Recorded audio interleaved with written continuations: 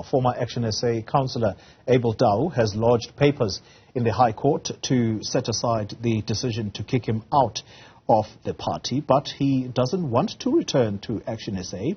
He's announced the establishment of his own party, which he says will contest the 2024 elections. Tau's membership of ActionSA was terminated and he was kicked out of the Tshwane Mayoral Council after he was accused of sexual harassment. But he's back in politics now and says he plans to clear his name. Govan Whittles has been watching the space there in Tshwane. And Govan, good morning to you once again. The understanding is that there is a High Court application. What is that about? Thank you, Oli. We'll find out immediately. With me is Abel Tau. He's the leader of the United Africans Transformation Party. It's a new party. And let's begin, Mr. Tau, with the issue of ActionSA. Thank you for your time. So what exactly are you trying to set aside in the High Court? I am trying to set aside in the High Court their decision that they've taken against me. I think it was irrational and it needs to be set aside. Obviously, this is done on a basis of principle. I think it's very important that the record is set straight because really one cannot move on to the next chapter of their life with obviously unresolved issues. So ActionSA found that you brought the party into disrepute. They didn't make a finding on the allegations against you. So are you trying to set aside the fact that they found that you brought the party into disrepute? Yeah, it's utter nonsense. If you cannot find that the stuff that I'm alleged to have done, which would have been the reason I'm in the media, and subsequently you would say is the reason you would say I brought the party into disrepute, then what are you finding against? I mean, in fact, in that hearing, I wanted clarity on the charges, and it was clear to say, look, if you are not found or if you cannot satisfy ourselves that the allegations are true, then there's nothing to answer for. It was the same with the leader of ActionSA in KZN, who was said to have brought the party into disrepute by wielding a gun, and when they could not substantiate those claims, the man was acquitted, and the same was not true with me. And so let's go to those claims. We understand there was a case opened with the police for sexual harassment. Have you heard back from the police? How far along is that case against you? Look, I have not been served. I know there's a J175 that I should be appearing, I think, on the 8th of March. I've always maintained that GBV is a very big problem in our country, and no one should be seen to be above the law. In fact, I advocate that when there is wrongdoing, people must face the full might of the law.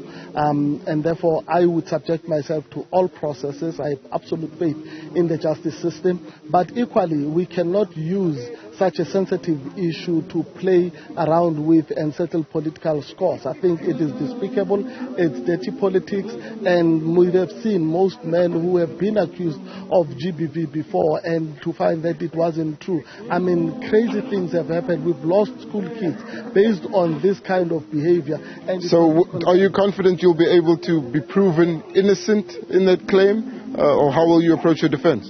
Look, I am confident that I will be proven innocent. We've got evidence, and that is why, when we started this party and the over 1 million strong people begged to me to lead this organization, they knew that who they are dealing with. They are dealing with a father, an upstanding man. I have been married for 23 years, leading up to 24. I've always been an honest individual, and therefore I do think that, when people understand the kind of leader that is before them, it gives them confidence, and I'm very confident of our defense.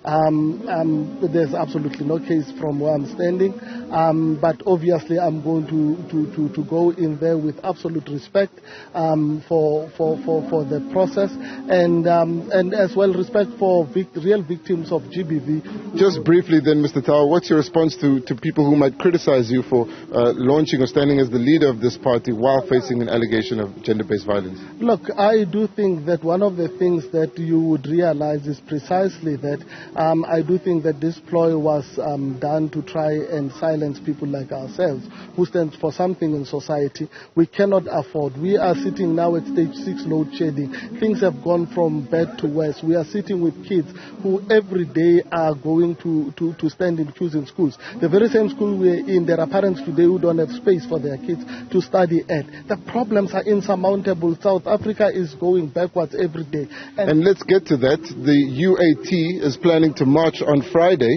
as its first official action. You're the leader of it. The obvious question is whether you've taken your support in ActionSA and brought it over to this new party. Are you recruiting former members of ActionSA?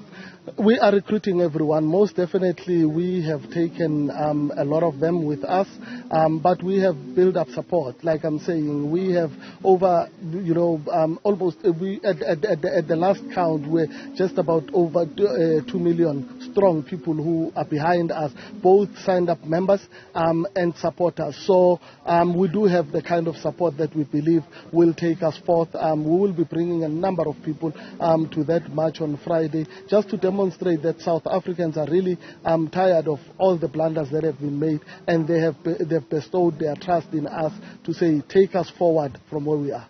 So is the UAT then a splinter party from the ActionSA? No, not really. UAT has been formed independently of ActionSA. You have seen our values. I may have been with ActionSA, but more than anything, I think I am a leader of UAT because of the character that I possess that aligns, their values of hard work, of working altruistically, selflessly for the people, and I think that is who we are. We definitely are a complete sprout of the ground, different from any other party you've seen before. What is similar to your party and other parties is that you're emerging out of a church-based movement, the IPAC. Just tell us what that is and what the affiliation is with the church. Look, basically, the party is a separate entity. It is not part of the church, but equally we understand the relationship we have is with the Tau project, and obviously it stems from the good work that the church has been doing through this foundation, and that is where we merge. But more than that, there is an understanding that we cannot be praying our problems away or standing on the sideline talking to our problems. We actively need to go where these decisions are made and go and change those decisions from that point. And it is the kind of thinking that led us to the formation of UAT. Lastly, Mr. Tau, you just mentioned in passing you have about 2 million supporters. In the press briefing, you said you had 200,000 members. This is a new party. That does seem like it's an exaggeration. How sure are you of those figures, or what kind of evidence do you have to confirm those figures? Look, if you look at our registration with the IEC, you would know how many, signed up members we said we had, and those are real members.